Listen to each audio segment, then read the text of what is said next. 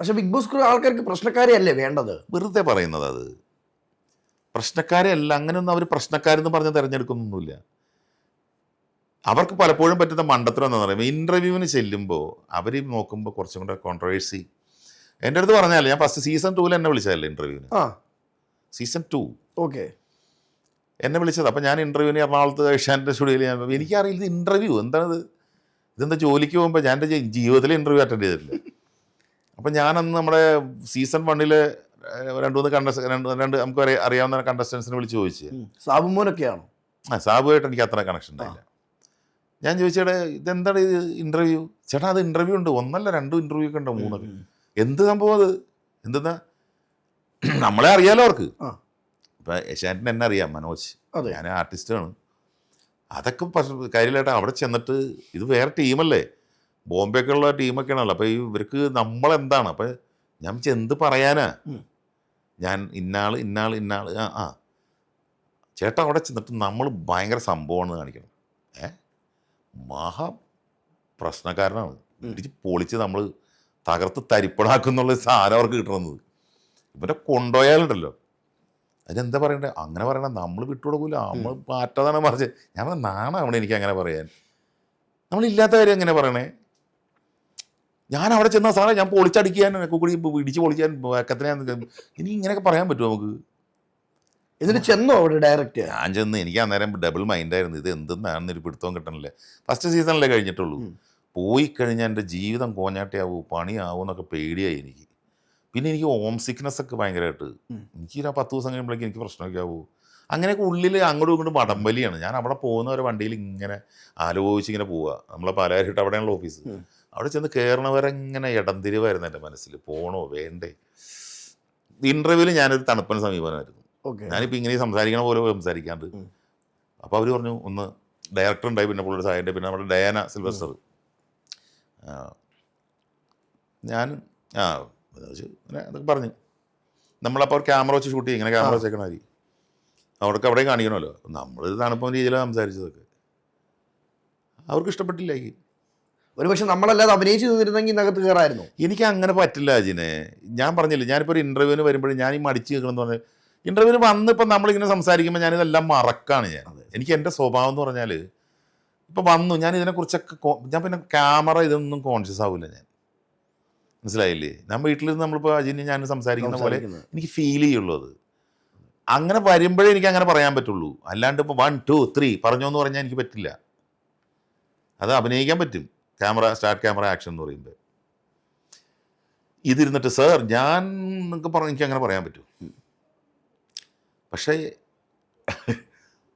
ഞാൻ പിന്നെ പോകുന്നത്. അപ്പോൾ ഡയാന എനിക്ക് മെസ്സേജ് ഇട്ട്, എന്താ മനോജ് ഭയങ്കര, അപ്പോൾ പറഞ്ഞു എന്ന് പറഞ്ഞാൽ അവരോട് ഭയങ്കര സ്മാർട്ടാണ് ആൾ, എങ്ങനെ ഇന്നെന്താ പറ്റിയെന്ന് അറിയില്ല. ഞാൻ പറഞ്ഞു എനിക്ക് 2 ഡബിൾ മൈൻഡായിരുന്നു എന്ന് പറഞ്ഞ്, പോണോ പോകണ്ടേ എന്നുള്ളത്. അയ്യോ നല്ല ഇതായിരുന്നില്ല മനോജ് എന്നൊക്കെ പറഞ്ഞു. ഞാൻ പറഞ്ഞാൽ പോട്ടെ. പിന്നെ എന്നെ വയൽക്കാടിന് വിളിച്ചു, ഡോക്ടർ അജിത് കുമാറൊക്കെ ഇരുന്ന സീസണിൽ. അതിലാണ് മറ്റേ അമൃതയും അഭിരാമിയൊക്കെ വന്നത്. അപ്പോഴാണ് അപ്പോൾ ചെയ്യുമ്പോൾ ഞാൻ കുടുംബങ്ങൾക്ക് ചെയ്തുകൊണ്ടിരിക്കുക സീരിയൽ. അത് കാരണം എനിക്ക് പോകാൻ പറ്റിയില്ല. അവർ വിളിച്ചിട്ട് ചൊവ്വാഴ്ച വിളിച്ചിട്ട് ശനിയാഴ്ച കയറണമെന്ന് പറഞ്ഞു. നമ്മളെല്ലാം ഏറ്റവും കൂടുതൽ അംഗീകരിച്ച കലാകാരനാണ് കൊല്ലം സുധി. ഇപ്പം നമ്മളോടൊപ്പം ഇല്ല, രേണു സുധി. ഒരുപക്ഷെ ചില സമൂഹം പറയുന്നത് സ്വന്തം ഭർത്താവ് മരിച്ചു, നീ കരഞ്ഞ് മുറിയിലിരിക്കണം. രേണു സുധി അഭിനയിക്കുന്നു, അവർ ജീവിതമായിട്ട് മുന്നോട്ട് പോകുന്നു. ഇതെല്ലാം കണ്ടിട്ട് എന്ത് തോന്നുന്നു? സന്തോഷം തോന്നുന്നു. രേണു സുധി, കൊല്ലം സുധി, എനിക്ക് കൊല്ലം സുധിയായിട്ട് അത്ര വലിയ ഡീപ്പ് ഫ്രണ്ട്ഷിപ്പ് അങ്ങനെയൊന്നുമില്ല. ഞങ്ങൾ കണ്ടിട്ടുണ്ടെന്നുള്ളൂ, അല്ല ഒരുമിച്ച്. കാരണം ഞാനൊക്കെ മിമിക്രിയൊക്കെ കഴിഞ്ഞതിന് ശേഷമൊക്കെ സുധിയൊക്കെ വന്നേക്കുന്നു. പിന്നെ അവനൊക്കെ ഈ ഫ്ലവേഴ്സിലെ ഷോയിലൊക്കെ അല്ലേ കൂടുതലും അല്ലേ. കണ്ടിട്ടുണ്ട് അവനങ്ങനെ. ജസ്റ്റ് നല്ലൊരു മനുഷ്യൻ, നല്ലൊരു ആർട്ടിസ്റ്റ് വേണം, നല്ലൊരു ആൾ വേണം. രേണു സുധിയൊക്കെ പിന്നീട് കൊല്ലം സുധി മരിച്ചതിന് ശേഷമാണ് നമ്മൾ കാണുന്നത്. രേണു സുധി ഒരു ഭർത്താവ് മരിച്ചു എന്ന് കരുതി, ഞാനിപ്പോൾ എൻ്റെ വീട്ടിൽ തന്നെ പറയും, ഞാൻ മരിച്ചാൽ 1 ആഴ്ച 2 ആഴ്ച ദുഃഖാചരണം അതിൽ കൂടുതൽ പോകരുത് പ്ലീസ്. എന്നോട് അല്പമെങ്കിലും സ്നേഹമുണ്ടെങ്കിൽ ഒരു 2 ആഴ്ച, മാക്സിമം 1 മാസം ഭാര്യയും മക്കളൊക്കെ 2-3 ആഴ്ച കഴിയുമ്പോൾ അവനവൻ്റെ പണിയും കാര്യങ്ങളൊക്കെ ആയിട്ട് പോകണം കേട്ടോ. അതിൻ്റെ കൂടുതലൊന്നും ആവശ്യമില്ല എന്ന് ഞാൻ പറയും. നമ്മളതും പറഞ്ഞിട്ട് ജീവിതകാലം മുഴുവൻ ഇങ്ങനെ ആലോചിച്ചിരുന്നിട്ട് കാര്യമില്ല. നമ്മൾ ഒരാൾ മരിച്ചു, ലോകത്ത് ആര് മരിച്ചാലും നമ്മൾ വിചാരിക്കും ചില ആളുകൾ മരിക്കുമ്പോൾ ദൈവമേ അവരുടെ ജീവിതം എന്താവും ഇനി, ഒന്നും സംഭവിക്കില്ല. ചിലപ്പോൾ അയാൾ ജീവിച്ചതിനേക്കാളും നന്നായിട്ടായിരിക്കും അവർ ജീവിക്കണം. അല്ല, അവർ ചിലപ്പോൾ സഹായിക്കും, പലരുടെയൊക്കെ ഉണ്ടാവും.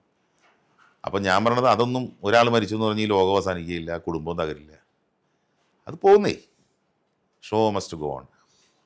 അപ്പോൾ അവൾ ആ കുട്ടിയെ സംബന്ധിച്ചിട്ട് ആ കുട്ടി ഒരു ആർട്ടിസ്റ്റ് അല്ല, അങ്ങനെയൊന്നും ഒരു ഇതൊന്നും ചെയ്തിട്ടില്ല ഇതിന്. ഇപ്പം പിന്നെ ഇപ്പോൾ ആൽബം, ഷോർട്ട് ഫിലിം അല്ലേ, അതെ, അവർ പോട്ടെ. ഞാൻ പറഞ്ഞ അവരെ എന്തിനു കുറ്റപ്പെടുത്തേണ്ട ആവശ്യം? കാരണം അവർക്ക് അറിയാവുന്ന എന്താണെന്ന് വെച്ചാൽ അവർ ചെയ്യുന്നു. അതെ, അവർക്ക് ഇഷ്ടപ്പെട്ട കാര്യം ചെയ്യുന്നു. അതിപ്പോൾ അവർ ചെയ്തോട്ടെ, നമ്മളതിൽ അസ്വസ്ഥപ്പെടേണ്ട ആവശ്യമുണ്ട്. ഇതാണ് ഞാൻ പറഞ്ഞത്, ഈ ആളുകൾക്ക് എന്തിനാ ഈ അസ്വസ്ഥത വരുന്നത്? അവരുടെ ഒരു ഇതല്ലേ ചെയ്യുന്നത്. ആ കുട്ടിക്ക് ഇപ്പോൾ ചിലവരതിനെ ബോഡി ഷെയ്മിങ് നടത്തുന്നു. എന്തിനാണ് അതൊക്കെ ചെയ്യുന്നത്? തെറ്റല്ലേ അത്? നമ്മളുടെയൊക്കെ മുഖം എന്ന് പറഞ്ഞാൽ,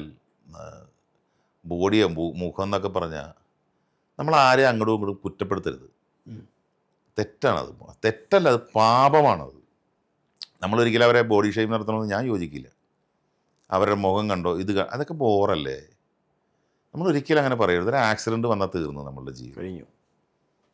നിങ്ങൾ അത്രയും ചിന്തിച്ചാൽ മതി. മുഖമടിച്ചൊന്ന് വീണാൽ തീർന്നില്ലേ? നമ്മുടെ മുഖത്തിൻ്റെ എല്ലാം പോയില്ലേ? അപ്പോൾ എന്തിനാണ് നമ്മൾ ഈ ഊറ്റം കൊള്ളുന്നത്? ഈ കാണുന്ന ശരീരത്തിലുള്ളത് മുഴുവൻ ഏത് സമയത്തും പോകാവുന്നതേ ഉള്ളൂ ഒരു മനുഷ്യൻ്റെ ഉള്ളൂ, ആണോ? പിന്നെ എന്തിനാണ് നമ്മൾ മറ്റൊരാളെ കുറ്റപ്പെടുത്തുന്നത്? കുറ്റപ്പെടുത്തുമ്പോൾ നമ്മളതിൻ്റെ കർമ്മം അനുഭവിക്കേണ്ടി വരും. ആ പാപത്തിൻ്റെ ഫലം നമ്മൾ അനുഭവിക്കേണ്ടി വരും. അതാണ് കുറ്റപ്പെടുത്തുന്നവർ ശ്രദ്ധിക്കേണ്ട കാര്യം.